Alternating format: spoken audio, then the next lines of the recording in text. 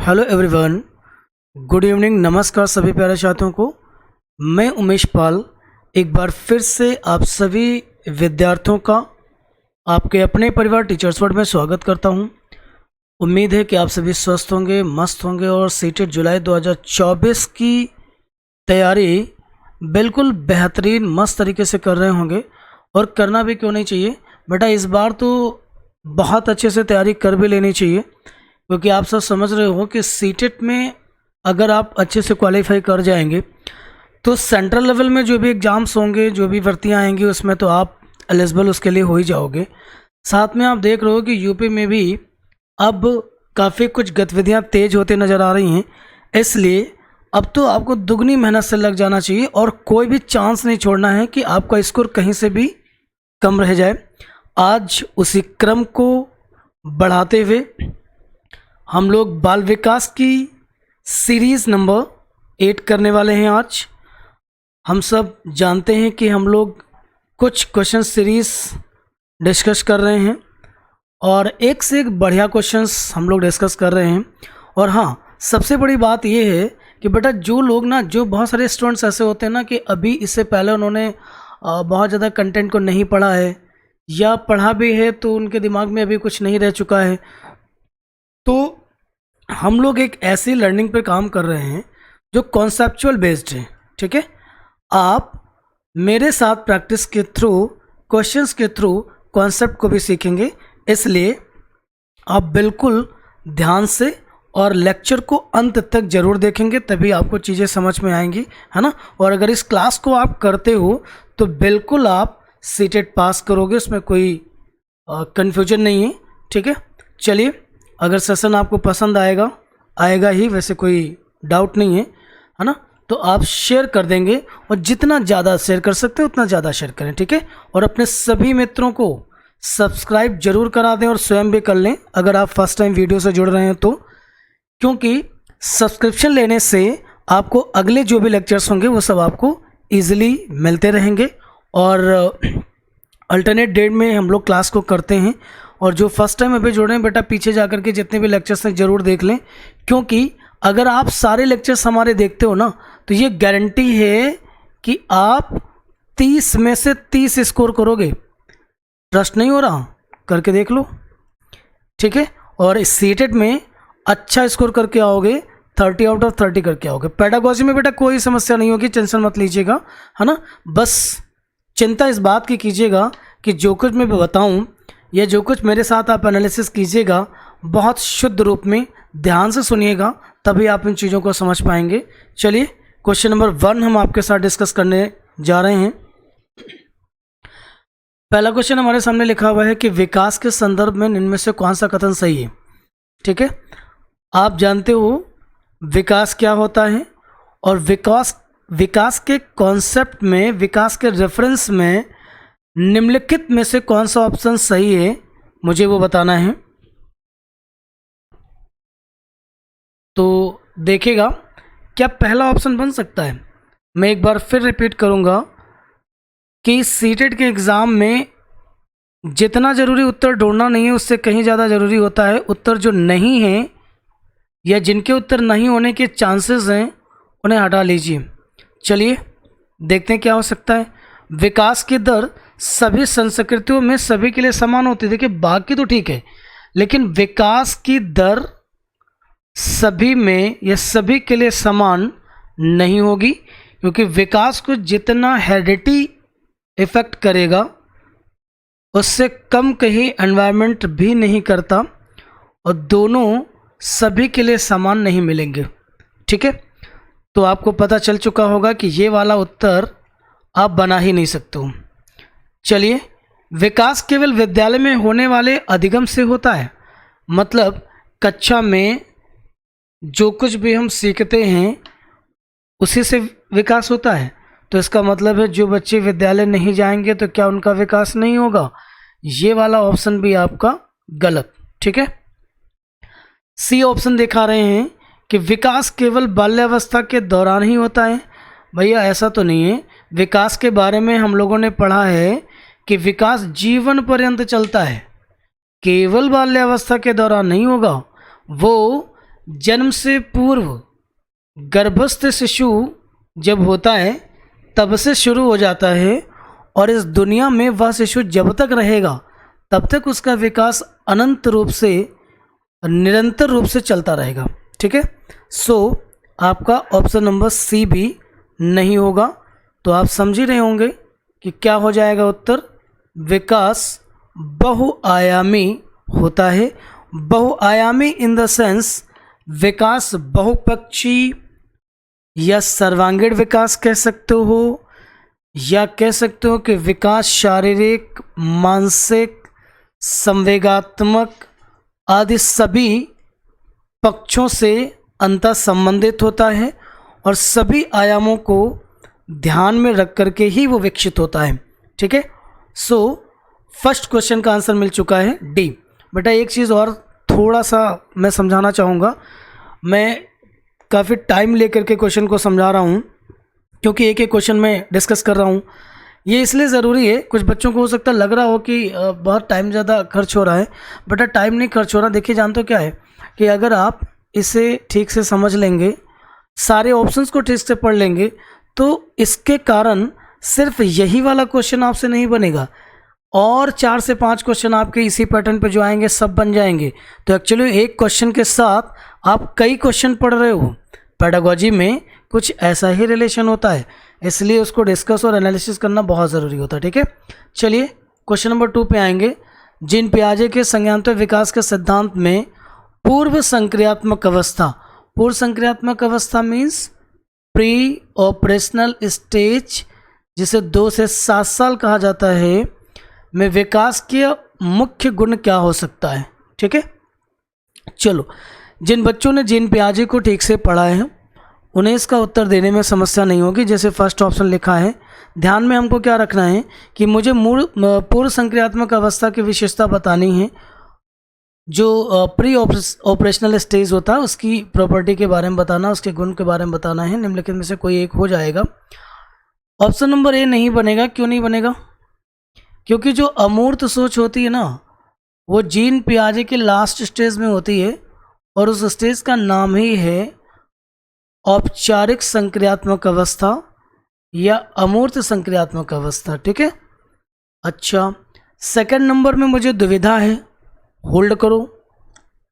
C option नहीं बनेगा क्योंकि जो परिकल्पित निगमनात्मक सोच होती है, जिसको हम लोग हाइपोथेटिकल थिंकिंग बुलाते हैं, हाइपोथेटिकल डिडक्टिव थिंकिंग कहते हैं, ये वाली भी आपकी जीन पियाजे की चौथी स्टेज में आएगी। क्लियर? ऑप्शन नंबर डी क्यों नहीं बनेगा? क्योंकि जो संरक्षण है और पदार्थों में क्रमबद्धता है, ये आपको ठीक इसी के बाद वाली स्टेज मीन मूर्त संक्रियात्मक अवस्था या कंक्रीट ऑपरेशनल स्टेज में देखने को मिलेगा। सो उत्तर क्या बन गया? B option. कौन सा बन गया भैया? बी ऑप्शन बन जाता है आपका आंसर इस क्वेश्चन का। क्लियर? क्वेश्चन नंबर 3 पर आ चुके हैं। ठीक से देखेंगे, ठीक से समझेंगे। जन्म से किशोरावस्था तक बच्चों में विकास किस क्रम में होता है? तो जैसे ही हम ऑप्शन पे गए तो देखा क्या कि जो जीन पियाजे ने विकास का सीक्वेंस बताया था, या जो भी कंपोनेंट उन्होंने यूज़ करे थे, या जो भी उन्होंने विभाजन किया था विकास के संबंध में, वो चारों ऑप्शन में मौजूद है। बस मुझे करना क्या है, सीक्वेंस चेक कर लेना है। और सीक्वेंस कौन सा आएगा? फर्स्ट आएगा। देख पा रहे होंगे आप, इसमें संवेदी, सॉरी एक मिनट रुकिएगा, ये टिक का निशान थोड़ा सा ऊपर आ गया है, ये देखिएगा। सांवेदिक स्थिति क्या है? जिसको सेंसरी मोटर स्टेज कहते हैं। उसके बाद प्री ऑपरेशनल स्टेज तो आता है, लेकिन जो यहाँ है नहीं, लेकिन प्री ऑपरेशनल स्टेज की बात आ जाता है मूर्त और अमूर्त। ठीक है, सो ये सीक्वेंस सही होगा अकॉर्डिंग टू जीन पियाजे, इसलिए इसका उत्तर ए सही होगा। ठीक, क्वेश्चन नंबर 4 को ठीक से देखेंगे। क्वेश्चन नंबर 4 बहुत प्यारा है। अधिगम की अभिप्रेरणा, ये क्या है? अभिप्रेरणा को आप इंस्पिरेशन, या मोटिवेशन कह सकते हो। मतलब लर्निंग को लेके जो इंस्पिरेशन है, किस प्रकार उसको कायम रखा जा सके। बेटा एक चीज़ बहुत कह सकते हो विकार है हमारे अंदर कि हम सीखने के लिए अभिप्रेरित हो जाते हैं, तत्पर हो जाते हैं पूरी ताकत के साथ। कुछ समय के लिए हमारे अंदर वो प्रेरणा बनी रहती है, लेकिन वो लंबे समय तक कायम नहीं रहती। आपने एक चीज़ और देखी होगी कि जब हम अभिप्रेरित होते हैं तो कम समय में ज़्यादा सीख लेते हैं, और अगर हम अभिप्रेरित नहीं होते हैं तो हम ज़्यादा समय में कम सीख पाते हैं। तो वो एक क्वेश्चन ये बना रहे हैं कि अधिगम की अप्रेरणा को किस प्रकार लॉन्ग टर्म रखा जा सके, उसे लॉन्ग लास्टिंग कैसे बनाया जा सके। ठीक है, तो देखिए बच्चों को दंड दे के, मतलब बच्चों को पीट दो कि तुम पढ़ाई नहीं करते हो, कुछ नहीं बन जाओगे, है ना, तुम्हारा तो कभी कुछ हो ही नहीं पाएगा, तुम सक्सेस ही नहीं हो पाओगे, तो ये सब चीज़ें ठीक नहीं है। सी ऑप्शन देखो, बच्चों को बहुत आसान क्रियाकलाप देके, भैया ज़्यादा आसान क्रियाकलाप या गतिविधियाँ दे दोगे तो बच्चा बहुत जल्दी कर ले जाएगा, इसमें वो सीखेगा क्या। सीखना वहाँ से होता है जो हमारी मानसिक शक्तियों से दूर होता है, परे होता है, उसे हम सीख रहे होते हैं। और जहाँ तक हमारे मानसिक शक्तियाँ पहले से जिन चीज़ों को जानती हैं या बड़ी मेंटल पावर को बिना लगाए ही उन चीज़ों को हम आसानी से कर पा रहे हैं, तो उसमें हमारा सीखना कैसा हुआ, तो हो ही नहीं सकता। ऑप्शन नंबर डी क्यों नहीं बनेगा। यंत्रवत याद करना, यंत्रवत का मतलब होता है हूबहू, लिटरली लर्निंग। आप रोट लर्निंग जिसको कहते हैं, आप जैसा लिखा शब्दशः बिल्कुल रट्टा मार जाओ, ठीक है, तुम्हारी भाषा में जिसको रट्टा मारना बुलाते हैं, तो वो भी नहीं हो सकता। क्या होगा, प्रवीणता अभिमुखी, लक्ष्यों पर जोर देकर। कहने का अर्थ ये हुआ, प्रवीणता अभिमुखी का मतलब है कि जब बच्चे को ये बताया जाए कि अगर इसे आप प्रॉपर सीख लेते हो तो आप इस टॉपिक या इस सब्जेक्ट में आप निपुण हो जाएंगे, और उससे रिलेटेड उन्हें कुछ लक्ष्य दिया जाए, समझाया जाए, तो वो तब तक कम से कम अभिप्रेरित रहेंगे जब तक उस लक्ष्य की प्राप्ति उन्हें नहीं हो जाती। ठीक है, तो उम्मीद है क्वेश्चन नंबर 4 समझ में आ गया होगा। क्वेश्चन नंबर 5 में बहुत सारे विद्यार्थी कंफ्यूज हो जाते हैं, इसीलिए मैंने जानबूझ के इस क्वेश्चन को रखा हुआ है। और इसलिए कंफ्यूज हो जाते हैं क्योंकि उन्हें वो कई बार हिंदी और इंग्लिश को लेकर के बड़ा प्रॉब्लम में आ जाते हैं। देखिएगा, एक काम के दौरान शाहना स्वयं से बात कर रही है और वह कार्य पर किस प्रकार की प्रगति कर सकती है। लेव वाइगोस्की के भाषा और चिंतन, नोटिस कीजिएगा, लेव वाइगोस्की के भाषा और चिंतन के बारे में दिए गए विचार के अनुसार इस तरह व्यक्तिगत वाक क्या कहलाता है। देखो, व्यक्तिगत वाक को प्राइवेट टॉक या इनर स्पीच के नाम से जानते हैं, और वो कह रहे हैं कि इस तरीके से व्यक्तिगत वाक जो होती है उसे क्या कहा जाता है। तो देखिए, कॉग्निटिव इमैच्योरिटी तो कहा नहीं जाएगा, साइकोलॉजिकल डिसऑर्डर होगा नहीं, वो तो विकार हो जाएगा, मनोवैज्ञानिक विकार हो जाएगा। ईगो सेंट्रिज्म में ये आता नहीं, जिसको आत्म केंद्रित कहते हैं। अच्छा क्या है, बच्चे अक्सर इसमें कंफ्यूज हो जाते हैं कि कई जगहों पर उत्तर उन्होंने आत्म केंद्रित को मान लिया है, लेकिन उनके सामने उन्होंने इनर स्पीच लिख दिया इंग्लिश में, ये समस्या है। बेटा ईगो सेंट्रिज्म भी आत्म केंद्रित होता है, और इसकी और भी कई सारी इंग्लिश हो सकती है, इसको इनर स्पीच भी वो लिख सकते हैं। ठीक है, फिलहाल यहाँ पर उत्तर क्या बन जाएगा, सेल्फ रेगुलेशन। उम्मीद है आपको बात समझ में आ गई होगी। अब आगे से इस क्वेश्चन को लेकर के किसी भी कंफ्यूजन की स्थिति में मत रहिएगा। अगले क्वेश्चन पे आएंगे। क्वेश्चन नंबर 6 बहुत प्यारा है। आँखों का रंग, मतलब आप समझते ही हो कि आँखों का रंग होता है, बहुत सारे लोगों की आँखें भूरी होती हैं, है ना, रेड होती हैं, बहुत डार्क होती हैं, उनका शेप एंड साइज सबका अलग होता है। तो ये सब चीज़ें कौन प्रभावित करता है, कुछ नहीं है, ये आपकी आनुवंशिकता है। ठीक है, चलिए क्वेश्चन नंबर 7 पे आएंगे। निम्न में से कौन सीखने के गेस्टाल्ट सिद्धांत से संबंधित है। देखो, गेस्टाल्ट सिद्धांत जो था वो कोहलर और कोफका के द्वारा दिया गया था, जिसको सूझ का सिद्धांत भी कहा जाता है। और खैर इसको समझ लो, याद कर लो। जो गेस्टाल्ट साइकोलॉजी था वो संरचनावाद पर बात कर रहे थे, या यूं कह सकते हैं कि उसे उन्होंने आधार माना था। ठीक है, चलिए क्वेश्चन नंबर 8 पर आएंगे। बहुत प्यारा क्वेश्चन है, बहुत बार पूछा गया है। निम्नलिखित में से किसको मनोविश्लेषण के पिता के रूप में जाना जाता है? बहुत प्यारा है भैया, फ्रायड।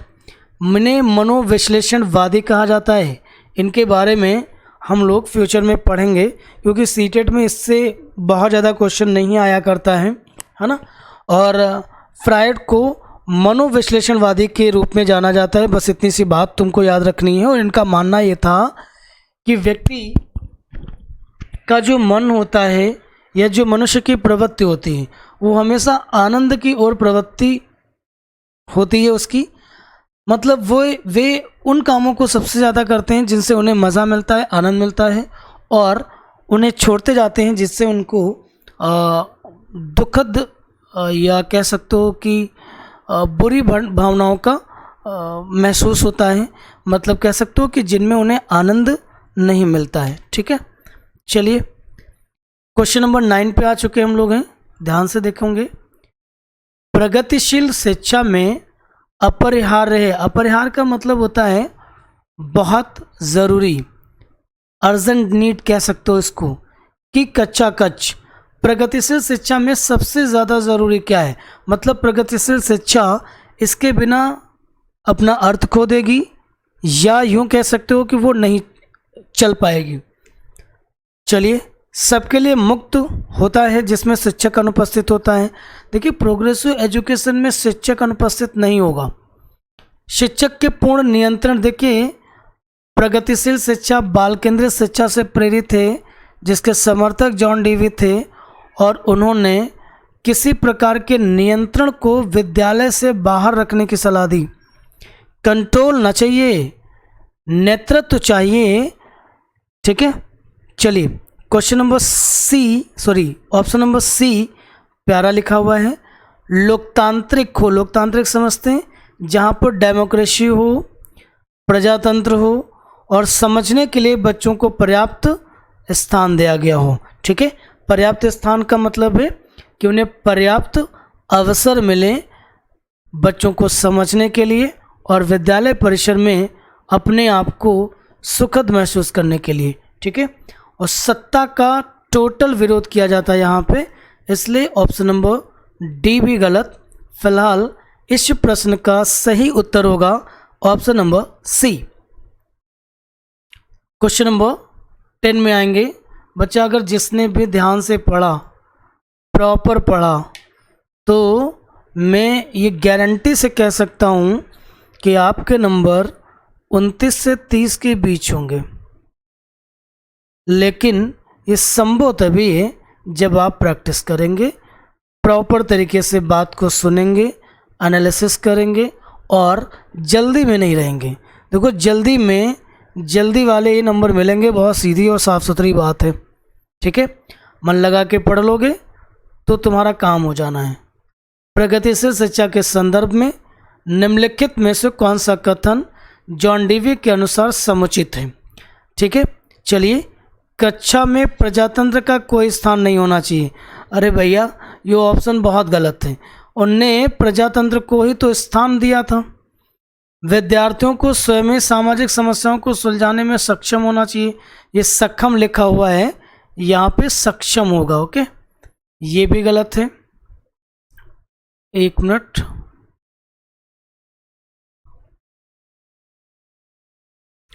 क्वेश्चन नंबर 10 है आपका ये। इसमें हमको बताना है जॉन डीवी के अनुसार कौन सा समुचित है, कौन सा उचित है, ये बताना है। एक मिनट, अभी ऑप्शन नंबर बी को हम कुछ नहीं करेंगे, एक मिनट होल्ड करेंगे इसको ज़रा। पहले हम ज़रा सी पढ़ लेते हैं। जिज्ञासा विद्यार्थियों के स्वभाव में अंतर्निहित नहीं है। ना, ये अंतर्निहित होती, ये भी नहीं हो सकता है। कक्षा में विद्यार्थियों का निरीक्षण करना चाहिए, ना कि सुनना चाहिए। छोड़िए, आप क्या करोगे, विद्यार्थियों को स्वयं ही सामाजिक समस्याओं को सुलझाने में सक्षम होना चाहिए। मतलब उन्हें हम क्या बनाएंगे, विद्यार्थियों को सामाजिक स्तर की जो भी समस्याएं होंगी उनका समाधान बनाने में उन्हें हम प्रोत्साहित करेंगे, उनकी मदद करेंगे और धीरे धीरे वो जैसे जैसे बड़े होते चले जाएंगे वैसे वैसे वो सामाजिक समस्याओं का निदान खुद से ही ढूंढ लेंगे। ठीक है, क्वेश्चन नंबर 11 पे हम लोग आ चुके हैं। मन का मानचित्रण ये क्या है? ये है मन की क्रियाशीलता पर अनुसंधान से। ठीक है, मन का मानचित्रण से मेन ये होता है, इसको इंग्लिश में माइंड मैपिंग बुलाया जाता है, जिसका अर्थ होता है कि जब आप किसी को याद करते हो तो उसकी तस्वीर आपके मस्तिष्क में, मन में बन जाती है और उसके सभी दोष और गुणों के साथ बनती है। तो ये क्या है? तुम्हारे मन की क्रियाशीलता है और उसकी खोज से संबंधित है। अगर मन क्रियाशील ना हो और ऐसी खोज ना कर सके तो माइंड मैपिंग जैसी चीज़ें संभव नहीं होंगी। इतनी बात तो आप भी समझते हो। ठीक है, क्वेश्चन नंबर 12 पर आएंगे। बहुत प्यारा क्वेश्चन है। बच्चे द्वारा संकल्पना निर्माण मतलब कॉन्सेप्ट निर्मित करने की बात कर रहे हैं वो, के संबंध में निम्नलिखित में से कौन सा कथन सही है? सही वाला तलाश के बता देना है। बड़ा सरल सा क्वेश्चन है। ऑप्शन नंबर ए देखो, संकल्पनाएं संवेगात्मक रूप से सुव्यवस्थित होती हैं। एक बात समझ लो, संकल्पनाओं में भावनाओं का स्थान तो है बट उनसे सुव्यवस्थित होंगी तो संकल्पना एक्चुअली एग्जैक्ट ना होकर के कॉन्सेप्ट इमेजिनेशन में कन्वर्ट हो जाएगा। सो आपका ये उत्तर गलत, ऑप्शन बी सही है। देखो, संकल्पना विकास की एक निश्चित संरचनात्मक व्यवस्था होती है। कहना चाहते हैं इस ऑप्शन में कि आप समझते हो कि जैसे जैसे विकास होगा ना तो विषय वस्तुओं को लेकर के आपकी अवधारणा बदलना शुरू हो जाएगी। आपकी संकल्पना विषय के हिसाब से और अधिक विस्तृत होने लगेगी, साथ में जो त्रुटियां होंगी वो भी ठीक हो जाएंगी। कहने का मतलब ये है कि संकल्पना निर्माण विकास की ही एक घटना है। जितना बच्चा विकसित होता चला जाएगा उसकी संकल्पना और भी ज़्यादा सुदृढ़ होने लगेगी। ठीक है, इसीलिए उत्तर नंबर बी यहाँ पे बिल्कुल 100% उचित विकल्प है, इसलिए हमने उसको उत्तर बनाया है। और संकल्पनाएं वैयक्तिक नहीं होती और संकल्पनाओं को प्रकृति पदानुक्रमित नहीं होती, ये सारी चीज़ें गलत हैं, वैयक्तिक तो होती हैं। क्वेश्चन नंबर 13 को ध्यान से देखेंगे। के अतिरिक्त यहाँ पे फिल करना है। निम्नलिखित कुछ तकनीकें हैं जो परीक्षा के कारण होने वाली चिंता को दूर करती हैं। देखिए, आपकी परीक्षा आने वाली है, सीटेट का एग्ज़ाम 7 जुलाई को होने वाला है। जितनी नज़दीक तारीख आना शुरू होगी उतना ज़्यादा आप परीक्षा को लेकर के चिंतित होना शुरू हो जाएंगे। इमेजिन करो कि आप एस्पिरेंट हो, आप अध्यापक हो। अगर आपको परीक्षा को लेकर के चिंता हो रही है तो प्राथमिक स्तर या उच्च प्राथमिक स्तर पर जो विद्यार्थी पढ़ रहा है उसे परीक्षा को लेकर चिंताएं क्यों ना हों, और इन चिंताओं को वो अकेले ढो रहा होता है। इसका समाधान कोई भी अध्यापक नहीं देख रहा होता, ना पेरेंट्स देख पा रहे होते हैं, ना सॉल्यूशन दे रहे होते हैं और ना ही तो अध्यापक द्वारा दिया जा रहा होता है।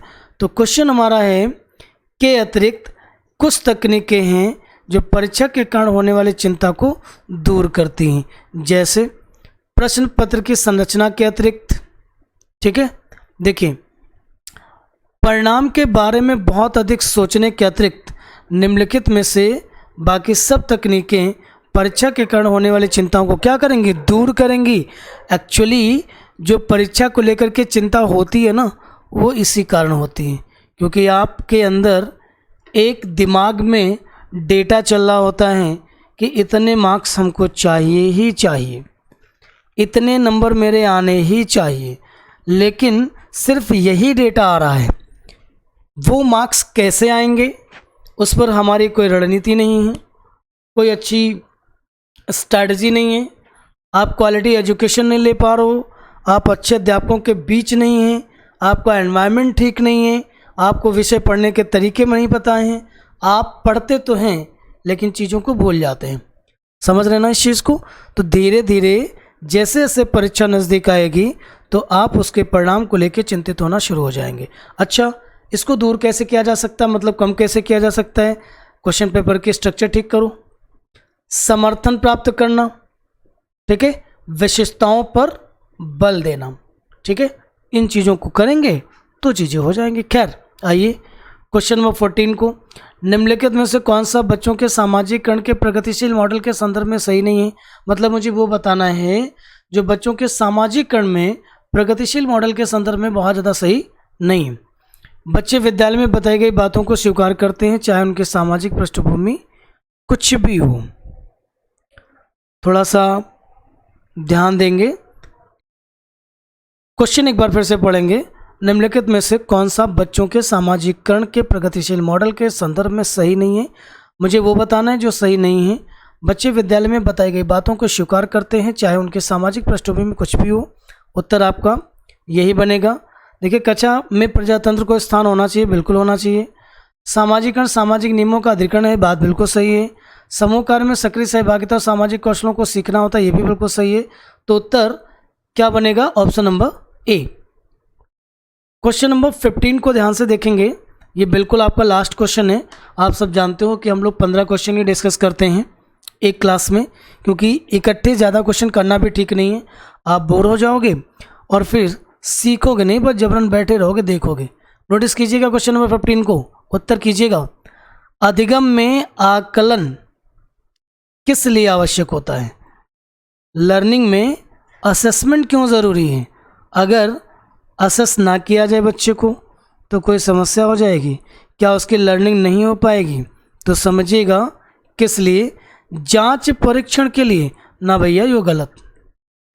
पृथक्करण और श्रेणीकरण के लिए प्रोत्साहन कर देने के लिए, मतलब आप जो है बच्चे का मूल्यांकन इसलिए करना चाहते हैं क्योंकि अगर बच्चा अच्छा परफॉर्म कर रहा है तो उसको क्लास ए में डाल देंगे, उसके सेक्शन डिवाइड कर देंगे, उसको बता देंगे कि आप बहुत विद्वान हो, बहुत स्कॉलर हो, तुम्हारा जगह ये नहीं है, तुम किसी और जगह अच्छी जगह बैठो, है ना। ग्रेड एवं अंकों के लिए मार्क्स दे करके ना आप एक्चुअली तुलना करने लगते हैं।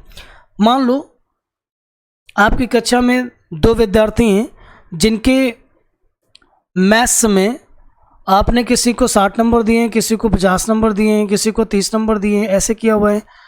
तो एक्चुअली 30 नंबर वाले ने हो सकता है कि कॉन्सेप्ट को बहुत अच्छे से समझा हो, कम क्वेश्चन अटेम्प्ट कर पाया, इसलिए उसके नंबर कम है। जिसके मार्क्स ज़्यादा अच्छे आए हुए वो हो सकता है कि उसने रट्टा मार लिया था और वो उतने ही क्वेश्चंस को जानता था, इसके अलावा वो नहीं जानता है। तो कहने का मतलब ये है, ग्रेड व अंक कभी भी किसी भी लर्निंग को असेस नहीं कर सकते। असेसमेंट प्रेरणा के लिए होती है।